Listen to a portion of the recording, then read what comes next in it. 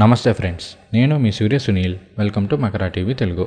ఈ వీడియోలో మన మకర రాశి వారికి ఈ సంవత్సరంలో ఆరోగ్యం అనేది ఎలా ఉండబోతుంది, ఏమైనా అనారోగ్య సమస్యలు ఉన్నాయా అనేది వివరంగా తెలుసుకునే ప్రయత్నం చేద్దాం. ఈ వీడియో పర్టికులర్గా చేయడం గల కారణం ఏంటి అంటే, కొన్ని రోజుల క్రితం మన ఛానల్లో నేను ఒక పోస్ట్ చేశాను. అది ప్రస్తుతం నాకు జరుగుతున్న అంతర్దశలు అంత బాగాలేదు, అందువల్ల కాస్త హెల్త్ ఇష్యూస్ వస్తున్నాయి. ముఖ్యంగా థ్రోట్ ఇన్ఫెక్షన్ కావచ్చు, బ్రీతింగ్ ప్రాబ్లమ్స్ అనేవి వస్తున్నాయి. అందువల్ల కొన్ని రోజులు ఛానల్లో వీడియోస్ చేయడం అనేది లేట్ అవుతూ ఉంటుంది అని చెప్పేసి ఒక పోస్ట్ చేశాను. అది చేసిన తర్వాత చాలామంది మకర రాశి వాళ్ళు, సార్ నాకు కూడా ఇలాగే థ్రోట్ ఇన్ఫెక్షన్ వచ్చింది, నాకు ఇలాగే ఫీవర్ వచ్చింది, వైరల్ ఫీవర్ వచ్చింది, అలానే గ్యాస్ట్రిక్ సమస్యలు వచ్చినాయి అని చెప్పేసి చాలామంది కామెంట్ చేశారు. అది చూసిన తర్వాత నాకు ఏమనిపించిందంటే, అరే ఇదేంటి, నాకంటే నా వ్యక్తిగత జాతకంలో జరిగే దశాభుక్తులు కొంత ఇబ్బందికరంగా ఉన్నాయి కాబట్టి హెల్త్ ఇష్యూస్ వచ్చినాయి. అసలు వీళ్ళకి ఎందుకు వస్తున్నాయి, మకర రాశి వాళ్ళందరికీ ఇన్ని హెల్త్ ఇష్యూస్ ఎందుకు వస్తున్నాయి అని చెప్పేసి ఒకసారి స్టడీ చేయడం అనేది స్టార్ట్ చేశాను.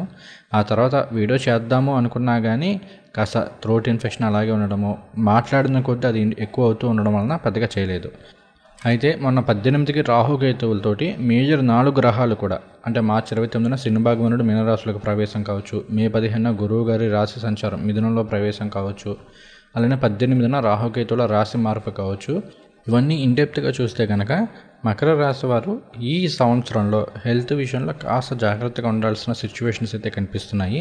వాటిని ఆల్రెడీ నేను గురుగ్రహ గోచరంలోనూ రాహుగ్రహ సంచారంలో కూడా కాస్త ఎక్స్ప్లెయిన్ చేశాను.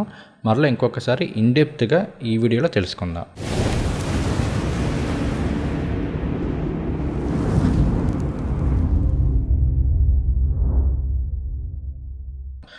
ముందుగా ఒక్క మేజర్ పాయింట్ చెప్తాను, అది గుర్తుపెట్టుకోండి.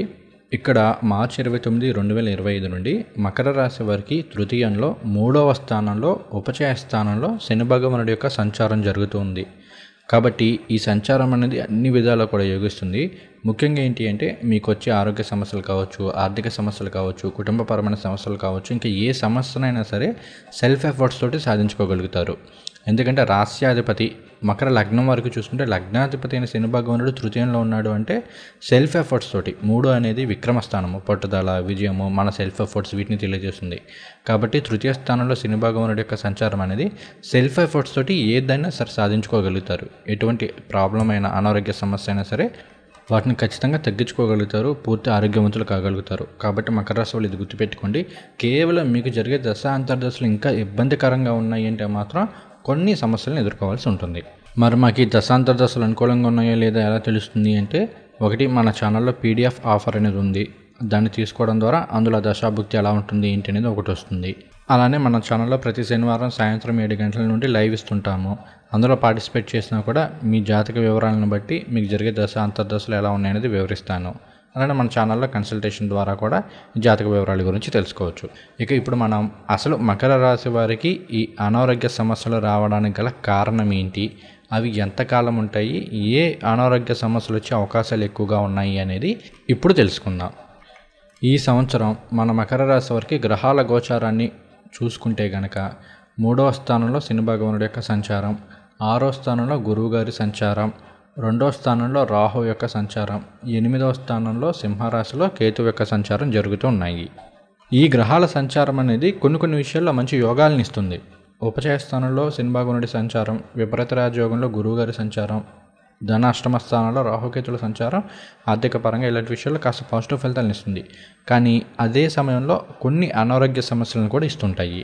ముఖ్యంగా గురువు గారు 12, 3 స్థానాలకు అధిపతి అవుతూ 6 అంటే శత్రు రుణ రోగ స్థానమైన 6వ స్థానంలో సంచారం చేస్తూ మరలా ఆయన 7వ దృష్టితోటి 12వ స్థానాన్ని వీక్షిస్తున్నారు. ఇదే స్థానాన్ని శని భగవానుడు ఆయన 10వ దృష్టితోటి వీక్షిస్తూ ఉన్నారు. అలానే 2లో రాహు, 8లో కేతువు. సో సహజంగా ఈ కాంబినేషన్లో ఏమవుతుంది అంటే, ఒకటి డైజెస్టివ్ ఇష్యూస్, అంటే జీర్ణాశయ సమస్యలు అనేవి వస్తుంటాయి. అరుగుదల సమస్యలు కావచ్చు, లేదంటే జీర్ణాశయానికి సంబంధించిన సమస్యలు, గ్యాస్ట్రిక్ సమస్యలు ఇలాంటివి వచ్చే అవకాశాలు ఎక్కువగా ఉన్నాయి. ముఖ్యంగా ఏంటి అంటే, సరైన టైంకి ఫుడ్ తినకపోవడము, లేదంటే 2వ స్థానంలో రాహు ఉన్నాడు కాబట్టి కాస్త మసాలా ఫుడ్లు ఇలాంటివి నాన్ వెజ్ ఎక్కువగా తింటూ ఉండడం ద్వారా కొన్ని సందర్భాల్లో జీర్ణాశయ సమస్యలు, గ్యాస్ట్రిక్ సమస్యలు ఇలాంటివి వచ్చే అవకాశాలు ఉంటాయి. కాబట్టి కాస్త డైట్కి సంబంధించిన విషయాల్లో మాత్రం ఈ సంవత్సరం మకర రాశి వాళ్ళు చాలా జాగ్రత్తగా ఉండాలి. ఎలాంటి ఫుడ్ తింటున్నాం అనేది మాత్రం చాలా జాగ్రత్తగా చూసుకోండి. ఎందుకంటే 2వ స్థానంలో రాహు, అష్టమంలో కేతువు ఉంటూ మరలా గురువు శనులు ఇద్దరూ కూడా 12వ స్థానాన్ని వీక్షిస్తున్నారు. కాబట్టి కొన్ని సందర్భాల్లో ఫుడ్ పాయిజన్ ఇలాంటివి అయ్యే అవకాశాలు కూడా ఎక్కువగా ఉంటూ ఉంటాయి. తర్వాత ఏంటి అంటే థ్రోట్ ఇన్ఫెక్షన్స్. 2వ స్థానంలో రాహు సంచారం చేస్తూ ఉన్నారు. ఆయన పూర్వభాద్రలో ఉంటూ గురువు గారి కనెక్ట్ అవుతూ మరలా గురువు 6th ఉంటూ 12th ఆస్పెక్ట్ చేస్తున్నారు కదా. కాబట్టి ఏంటంటే థ్రోట్ ఇన్ఫెక్షన్స్ కావచ్చు, లేదా గొంతుకి సంబంధించి, నోటికి సంబంధించి, లేదంటే ముక్కుకి సంబంధించి సమస్యలు వచ్చే అవకాశాలు ఉన్నాయి. అంటే సైనసైటిస్ కావచ్చు, లేదంటే గొంతుకి సంబంధించి టాన్సిలైటిస్ ఇట్లాంటివి అన్నమాట. కొంత ఇబ్బంది పెట్టే అవకాశాలు ఉన్నాయి. ఈ టైంలో మకర రాశి వాళ్ళు ఒక విషయాన్ని అబ్జర్వ్ చేస్తే మే 18 తర్వాత నుండి మీ వృత్తిరీత్యా కావచ్చు, మీ పర్సనల్ లైఫ్లో కావచ్చు, ఏదో ఒక విధంగా కాస్త ఎక్కువగా మాట్లాడాల్సిన పరిస్థితులు ఏర్పడుతూ ఉంటాయి. అంటే ఎప్పటి నుంచి ఎవరో ఫ్రెండ్స్ ఎవరో ఫోన్ చేస్తుంటారో వాళ్ళతో ఎక్కువగా మాట్లాడాల్సి రావడం కావచ్చు, లేదా ఏదైనా బిజినెస్కి సంబంధించి క్లయింట్లతో ఎక్కువ మీటింగ్లు అవుతూ ఉండడం, తద్వారా ఎక్కువగా మాట్లాడాల్సి రావడం, ఇలాంటివి జరిగే అవకాశాలు కూడా ఉంటుంటాయి ఈ టైంలో. సో ఇలా ఎక్కువగా మాట్లాడడము, వీటి ద్వారా కూడా కొన్ని సందర్భాల్లో గొంతు నొప్పి వస్తుండడము ఇట్లాంటివి జరిగే అవకాశాలు ఉంటాయి. అలానే ఈ గ్రహాల కాంబినేషన్ అనేది కొన్ని సందర్భాల్లో వైరల్ ఫీవర్స్ కావచ్చు, వైరల్ ఇన్ఫెక్షన్స్ని కావచ్చు, లేదు అంటే శ్వాసకోశకి సంబంధించి, అంటే కొంతమంది విపరీతంగా దగ్గొస్తూ ఉంటుంది. ఎంత ట్రీట్మెంట్ తీసుకున్నా కూడా దగ్గనే తొందరగా తగ్గదు. సో ఇలాంటి సమస్యలు వచ్చే అవకాశాలు ఉంటాయి. సో ఇవేంటంటే మీ జాతకంలో జరిగే దశాంతర దశలను బట్టి కొంతమేర ఇబ్బంది పెట్టచ్చు, కొన్ని సందర్భాల్లో ఎక్కువ ఇబ్బంది పెట్టే అవకాశాలు ఉంటాయి. బట్ ఇవన్నీ కూడా టెంపరీ. నేను చెప్పేవి కూడా పర్మనెంట్గా ఉండవు. వస్తుంది, కొంత ఇబ్బంది పెడుతుంది, తర్వాత వెళ్ళిపోతుంది.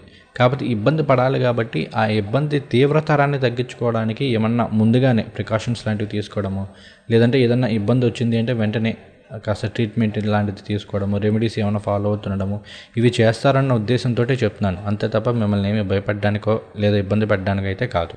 తర్వాత ఇంకొకటి ఏంటి అంటే కొన్ని సందర్భాల్లో ఇక్కడ 12 అనేది ఎక్కువగా యాక్టివేట్ అవుతుంది. ఇటు శని భగవానుడు వీక్షిస్తున్నారు, గురువు గారు వీక్షిస్తున్నారు. కాబట్టి 12కి విపరీతమైన స్ట్రెంత్ వస్తుంది. దీనివల్ల ఏమవుతుందంటే 12 అనేది మన సబ్కాన్షియస్ మైండ్ వీటిని కూడా తెలియజేస్తుంది. కాబట్టి ఇక్కడ ఏంటి అంటే ఫిజికల్గా ఏమీ లేకపోయినా మెంటల్గా స్ట్రెస్ ఎక్కువగా ఉండడము, అది ఫైనాన్స్కి సంబంధించి, లేదంటే ఇంట్లో ఫ్యామిలీ డిస్టర్బెన్సెస్, ఇట్లా ఏదో ఒక విధంగా విపరీతమైన స్ట్రెస్ అనేది ఉంటుంది. ఆ స్ట్రెస్ అనేది ఫిజికల్గా ఇలా ఏదో ఒక హెల్త్ రూపంలో ఇచ్చేస్తుంటుంది. అందుకే స్ట్రెస్ మేనేజ్మెంట్ అనేది చాలా ఇంపార్టెంట్. సో ఇక్కడ ఏంటి అంటే విపరీతమైన స్ట్రెస్ ఉండడము, కొన్ని సందర్భాల్లో యాంగ్జైటీ ఉండడము, అలానే ఇంకొన్ని సందర్భాలు అంటే ఏ చిన్న సమస్య వచ్చినా కూడా దాన్ని భూతద్దాన్ని చూసి నాకు ఏదో అయిపోతుంది, అలా అయిపోతుంది, ఇలా అయిపోతుందని భయపడ్డము, దాని గురించి ఆందోళన చెందడము, ఇలాంటివి ఎక్కువగా ఉంటాయి. ఆల్మోస్ట్ మకర రాశి వారికి ఈ ఇయర్లో చూసుకుంటే 70% మేర ఇలాంటి ఇష్యూసే ఉంటాయి. చిన్న ఇష్యూస్, ఈజీగా తగ్గిపోగలిగిన ఇష్యూస్ని కూడా ఏంటి అంటే భయపడిపోయి ఏదేదో చేసేసుకుని దాన్ని తీవ్రతరం చేసేసుకోవడము, ఏమీ లేని దానికి ఎక్కువ ఆందోళన చెందిపోవడము, ఇట్లాంటివి ఎక్కువగా ఇబ్బంది పెట్టే అవకాశాలు ఉన్నాయి. సో కాబట్టి మకర రాశి వాళ్ళు ఈ ఇయర్లో చూసుకుంటే ప్రాణాయామం అనేది ఖచ్చితంగా చేసుకోండి. అలానే ధ్యానం అనేది అలవాటు చేసుకోండి. ప్రతిరోజు కూడా ఒక అరగంట సేపు అయినా సరే, ఉదయమో సాయంత్రమో ఏదో ఒక సమయంలో మెడిటేషన్ చేయడం అనేది అలవాటు చేసుకోండి. అలానే వీలైనంత వరకు టైం టు టైం ఫుడ్ తినడము, అలానే ఇంట్లో వండిన ఫుడ్ తినడానికి ఎక్కువ ప్రయారిటీ ఇవ్వండి. అంటే నా ఉద్దేశం ఏంటంటే బయట ఫుడ్ ఎక్కువ తినకండి. కొంతమంది ఉంటారు ప్రతిరోజు కూడా ఏదో ఒక విధంగా బయట ఫుడ్ తింటూనే ఉంటారు. సో వీలైనంత వరకు వీటిని కాస్త అవాయిడ్ చేసుకోండి. ఎందుకంటే ఈ టైంలో మనకి ఫుడ్ పాయిజన్స్ కావచ్చు, లేదంటే ఫుడ్ ద్వారా కూడా ఇన్ఫెక్షన్స్ ఇలాంటివి వచ్చే అవకాశాలు ఉంటాయి. కాబట్టి బయట ఫుడ్ ఎక్కువగా తినకపోవడం అనేది మాత్రం నేను సజెస్ట్ చేస్తాను. కాబట్టి ఈ ఇయర్ చూసుకుంటే ఒకటి డైట్ కంట్రోల్ ఉండాలి, ప్రాపర్ ఎక్సర్సైజ్ అనేవి అలవాటు చేసుకోండి, మెడిటేషన్ అనేది అలవాటు చేసుకోండి. ఈ 3 కనుక సవ్యంగా సక్రమంగా ఫాలో అవుతుంటే చాలా వరకు హెల్త్ ఇష్యూస్ నుండి ఏ సమస్య లేకుండా ఎక్కువ తీవ్రతరం కాకుండా బయటపడే అవకాశాలు అయితే ఉన్నాయి.